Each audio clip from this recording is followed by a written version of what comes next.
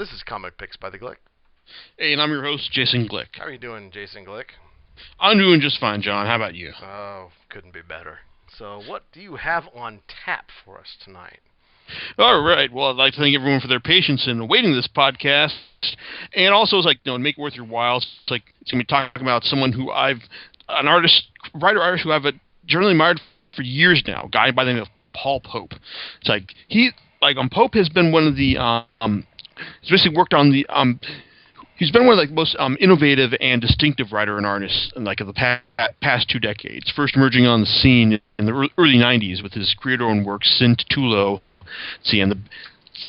and the Ballad of Dr. Richardson. Now, it's like in most of the 90s though, he was basically working off the radar. It's like in the indie scene with his signature series THB, and also contributing stuff to the indie anthology Negative Burn, as well as a series to Dark Horse Comics Presents.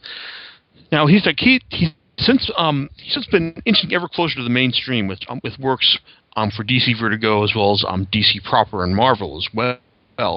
And but in each of those, even when he's working for quote unquote the man, it's like he's maintained his distinctive visual style, which has been heavily influenced by manga and European comics. His latest work, his own superhero epic Battling Boy, is set to finally release later this year, courtesy of Forsaken Publishing. So, this has been in the works for years, and I've been looking forward to it for God knows how long. But, it's not that's causing me to finally give him his due as in podcast form, but basically the fact that Image, great people they are, have worked with him to compile a collection of his earliest work from the early to late 90s, basically entitled "The One Trick Ripoff in Deep Cuts."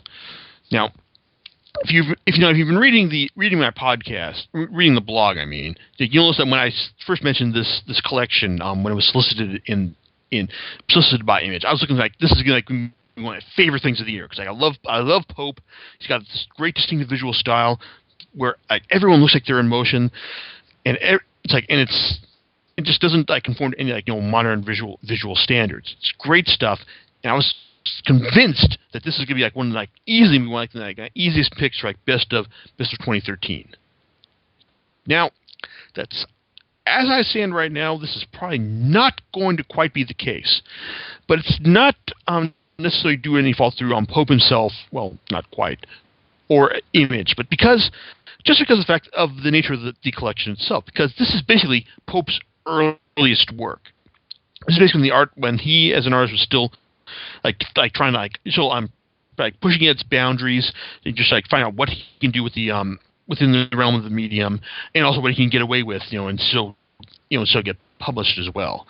Now this collection is a very nice hardcover. Comes in a nice slick presentation, and also just comes with a great introduction by Charles Brownstein of the Comic Book Legal Defense Fund, who does a great service for everyone by putting all this stuff into context. Because all this stuff is basically from the period of 1993 to 2001. Basically, we're seeing all of his stuff, all this other stuff that he did during this time, as he was putting out THB. And just entertaining job offers to work in Japan from Kodansha. Now, the longest story in this is the title story, The One Trick Ripoff, which is republished from Dark Horse Comics Presents. It's the story of two kids, Tubby and Vim, who are Tubby is he's a member of the this gang in LA called the One Tricks. They're kind of the baddest gang in town because they got this one trick, which basically they've got. They can basically control your mind. It's if you let them. I'm telling you this right now because that's one thing you have to get across in order to really appreciate this story. Now, but Tubby's tired of just doing the gangbanger life, and he wants to make a break for something better. So he gets the great idea to go in. Hey, we're going to rip off. I know how to get the One Trick's money stash, so I'm gonna go ahead and steal it, and his girlfriend Vim is gonna help him. So it's your standard setup, It's kids want to make want to make a better break for themselves, and they're going to rip off their bosses in order to do it. Now, finish up. What makes the story a bit more distinct than the normal is the fact that it takes Vim's his plans negative time in order to go wrong, because hey, when he's going out because things go bad for him once he sets out on one of his missions for the one tricks, and things just go straight south to hell, but not for any reason that he planned. So it's like it's a fun story. Even though it's like I said, it's a very familiar setup. It's like it still manages to be pretty entertaining. But once you see Tubby trying to once things go bad for him, and then he keeps trying to work things back into his original setup to rip off the one trick's money stash. That's interesting enough, and the art is also nice as well. I mean, it maintains Pope's very visually kinetic style, and it's constantly, and it's nevertheless interesting to look at. So it's good. It's good stuff right there. It's a great start to the volume. Now then you get a lot of the other other stuff he did for the anthology Negative Burn, which consists of a lot of poetry stuff that he did, which it's nice to look at and all, but I've never been one for poetry outside of Shel Silverstein anyway. But it's not bad, and but it's kind of like hey, you've got it in print right now in a version that's going to last you forever at least. You've also got other short stories like him. I got himself called The Invisible Man, where he envisions himself as someone who suffered a horrific accident and has to have his girlfriend help him out to get through life when he's horribly disfigured. You've got a nice little story about Portrait of a Girl with an Unpronounceable Name, where he's talking with a friend, and then he finds out he does a portrait of this girl for no, just helping another guy out. And then he finds out as he's drawing this girl that she died, that she drowned in a freak accident. It's an interesting story. It gets I'm sorry, God damn it, I spoiled it for everyone. Anyway, but it sticks with you, and it's in its tragic outcome. But generally a lot of the stories from the one trick ripoff are kind of like visions of an artist trying to find his voice, and just showing off, pressing against the boundaries of the medium. Probably the most notable story in this collection is the story Super Trouble, which is probably his most explicitly manga influenced story about these three schoolgirls. One who's the wild crazy one. The other girl is the kind of not as crazy but still follows the wild crazy one, and the sensible one who hangs out with these two because they're her friends, and they get into, and the wild and crazy one gets in their minds to steal to get the sensible one's flying plates, which allow them to fly, because shit like that can happen in this world. And in order to do that, she basically tricks the sensible one into entering into a spicy food eating contest, and it just gets more ridiculous from there. It's I think as the contest goes on and on, it's a lot of fun. It's and probably one of those standout stories aside from the title of the story itself. Then you get some nice stories which you can see very much lead into some of his later work, which I would talk about in a second, such as Night Job, which is essentially almost a prologue story to 100%, which basically talks about this one kid who's makes his living washing dishes, then gets his chance to go on a mob hit with one of his boss's right hand men, and things go bad, but he winds up making out good pretty anyway. So even though it's the one trick ripoff and deep cuts, isn't kind of like the whole holy shit, this is the best thing I've read all year. It doesn't quite reach that. I get that for me, because a lot of this stuff it's good, but it's still kind of the artist hasn't quite arrived yet. Anyway, in my opinion. I mean, this is probably something more for the once you've realized what this guy's capable of. You want to see, oh well, hey, he's done this. He's done stuff in his early days. I'm going to want to read this right now. So there you go.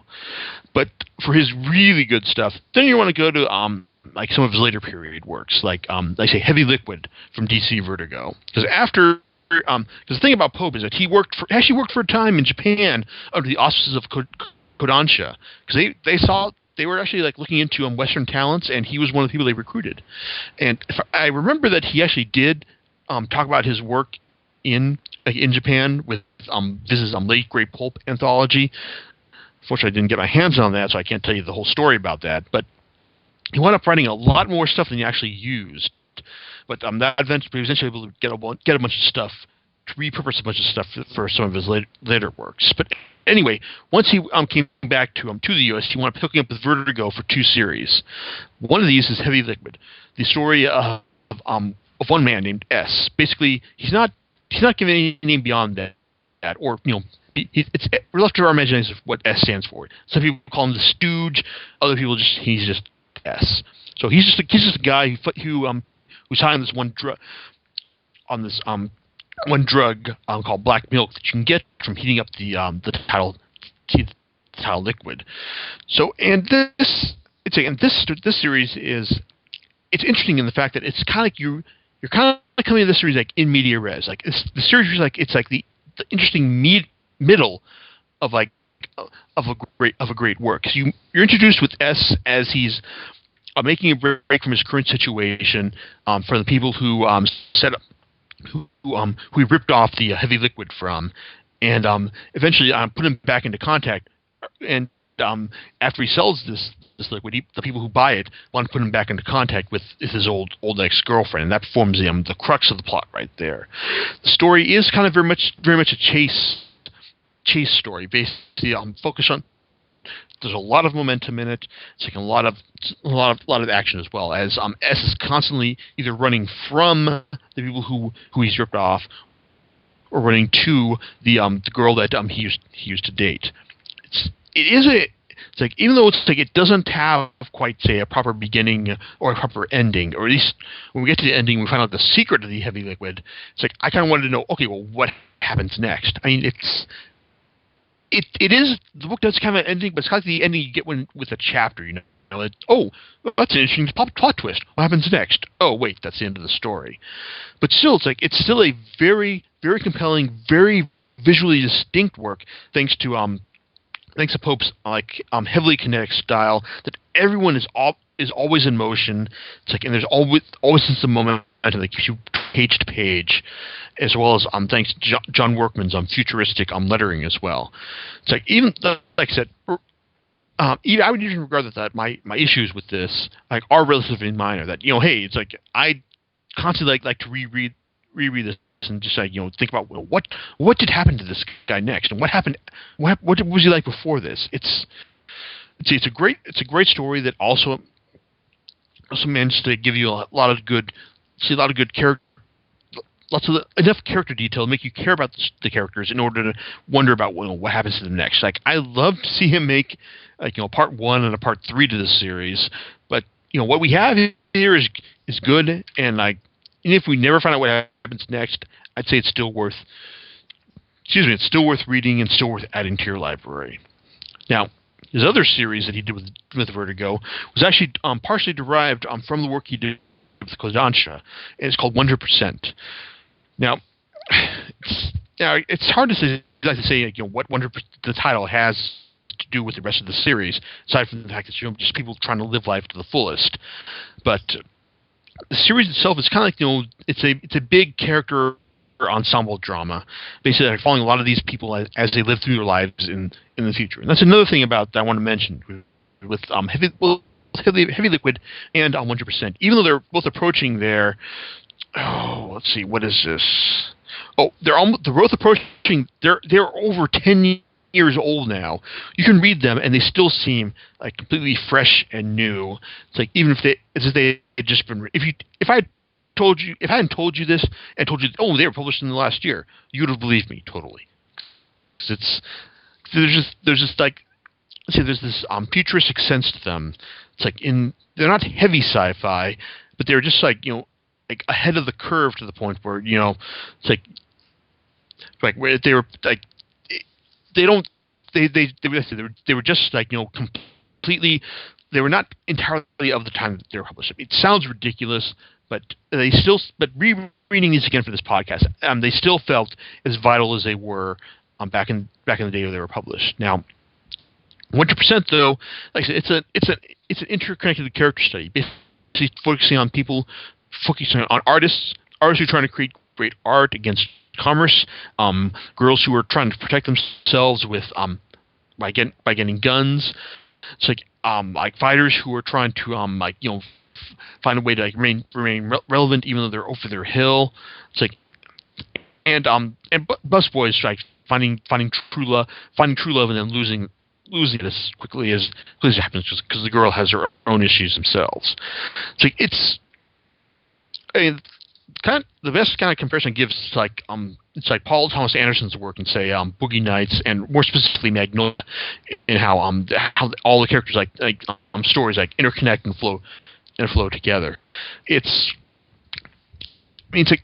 not as to be honest, even though the story does have a very distinct beginning, the end by the time I get to the ending, yes, it does have an ending, but at the same time it's kind of like, well, I'm still left wondering what happens next. And it's like all the characters' arcs are still kind of like they're not entirely up in the air, but at the same time they're kind of like, hey, we've reached convenient stopping points. We're just going to end it right here. I could have gone for another 200 pages of these people's exploits. That's how much I was involved in their stories. It's like and even though these stories are kind of like relatively expensive, 100% is $30. Toby Liquid is 25 is it's also $30. It's $25 as well. It's like very much worth money. I can tell you that much. It's like I say, even though it's like it sounds like 100% is kind of like a lot of talking heads. Pope's visual style it still maintains that kineticism, that sense of forward movement and momentum. Even when they're just talking, there's still this energy and vitality to their to how these characters look and how they speak. It's thoroughly compelling. It's something I highly recommend to everyone. But hey, if you're looking for something that's more accessible, something that has something you can get into, something from Pope that you have an easy access point into. There's always Batman, because Pope also did a Batman story called Batman Year 100, and it was so good that he won Eisner's for it, because I don't know. Even though I want something to say, this is probably one of the best Batman stories I've ever read. Batman Year 100, but it's like parts of it kind of almost logically keep holding me back from it. But let me tell you about this story. Because basically, this is Batman Year 100. It's Batman of the future, and even though yes, he is kind of Bruce Wayne, but at the same time he's almost not. It sounds confusing when I say that, but at the same time when you read this, it'll make perfect sense that this Batman is someone we don't know, that he could be Bruce Wayne, but at the same time he's also could be just Bruce's son, or to be honest, if this is who Damian Wayne grows up into, I'd be perfectly cool with that, because this is a great ride right here, because it starts off with this is a world where that's United States that's descended into fascism, where the government's Big Brother is watching you all the time, but the only person who is able to fight against that is Batman himself, and things start out with him in a bad way.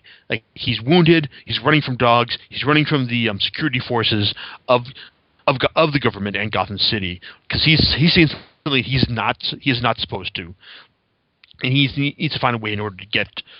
He has to find a way out in order to get to a safe zone so he can process all this.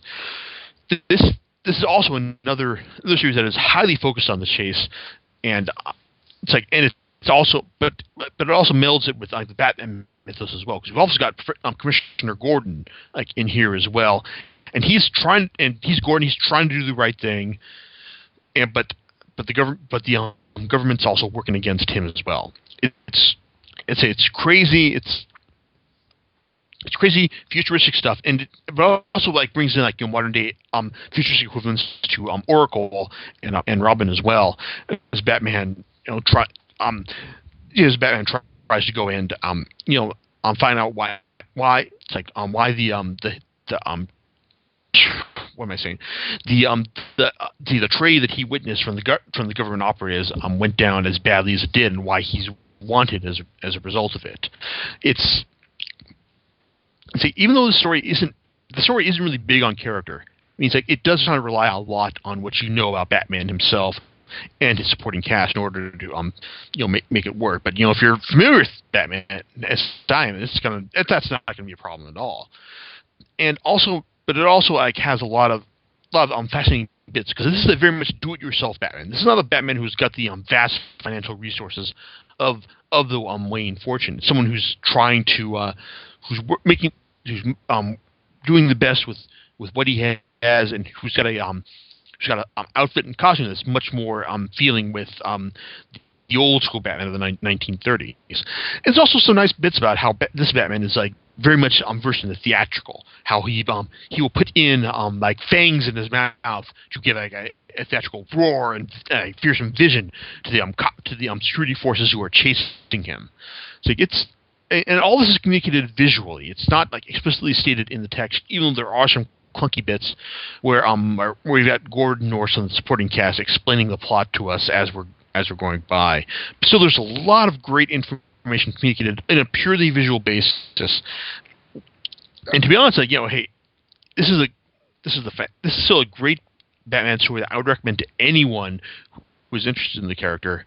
And also, it's like my biggest issue with this is that it feels like this is the first part of a planned trilogy. I mean, well, not really planned, but it's like things end with Batman securing a solid win and establishing a relationship with Commissioner Gordon for future successes. But at the same time, though, it's like it's kind of like the fascist nature of America has not been overturned, and so you've got to have Batman of year 100 come back and try to solve that. So it's like I'd love to see Pope do more with this, but at the same time, it's like I'd certainly be happy to content myself with what we've got here.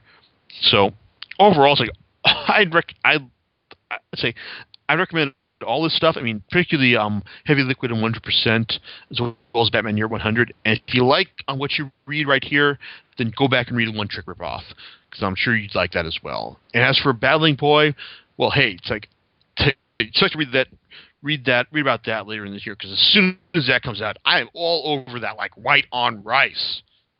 Alrighty. So, John, let's see, any particular thoughts on this, or anything strike your fancy? Not really, but like white on rice, huh? Yeah, it's like I like using that simile. It's a nice all-purpose one. Absolutely. Yeah, because we know how white rice is. Yeah, that's awesome, sir. No, no comments from me tonight, sir. Okay. Well, I will say. Well, it's like I said, I've already said my thoughts on this. I will say you may have something to say about our next podcast, though. And Next podcast, like so I'm busy rereading it as we speak, and that is Oh Great, Tenjo Tenge, because the final volume is out, and I am busy rereading that to bring you all my thoughts on like this, on what is basically described as Dragon Ball, with big old titties. Mm-hmm. Yep, exactly. You've been buying them in the Viz Big editions. Is that what they are? Are you been buying them like that, or did you buy them in? They have them originally in individual like volumes. Shall not speak of the original edition this is released in, but all I can say is that the Viz edition is the only legitimate edition of this series that you need to consider yourself. Got it. Absolutely. All right then. Well, until next time, that will be all, and hopefully we're still working on that little bit of an intro. So next time maybe we'll have that in there. So we'll see, and some other exciting changes maybe will be coming down the pipe here. Who knows? For our listeners' enjoyment and edification, as they say. All right. Well, we'll see you next time on Comic Picks by the Glick. Laters. All right, see ya. Bye.